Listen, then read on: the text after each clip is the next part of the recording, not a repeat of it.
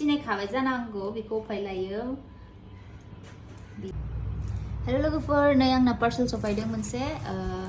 नेक्सिनिफ्राय delivery जादों आं इन्स्टाग्रामनिफ्राय order खालामदोंमोन आरो बेखौहाय ओमफ्राय बिनि प्राइसआ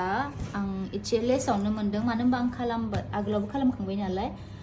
1903 बेसेबां मोनदों आङो 2000आनो होनजायो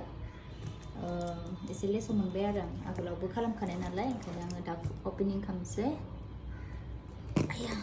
आयै नांगौ जाबाय गोराथारहाय सफैबाय लोगोफोर खुलिनानै नायनोसै आरो ना माबायदि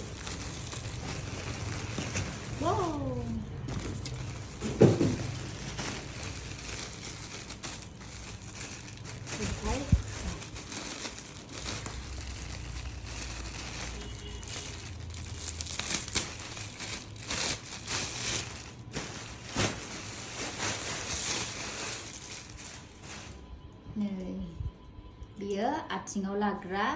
ओमफ्राय नैबेबो दङ ओमफ्राय बियो जायफोरा बेखौ नुखाबाय सिनायखाबाय जानांगौ बेखौ उफाय लायो बियो टामियाव लायो बेखौ सिनस्रियाव लायो ओमफ्राय बेखौहाय आथिङाव सोयो ओमफ्राय बेजोंबो प्लास खालामजायो आरो बेयावहायलाय माबा दङ बेयावहाय ओमफ्राय बोखाजायो नै बोखाजायो सिंगेलबो जायो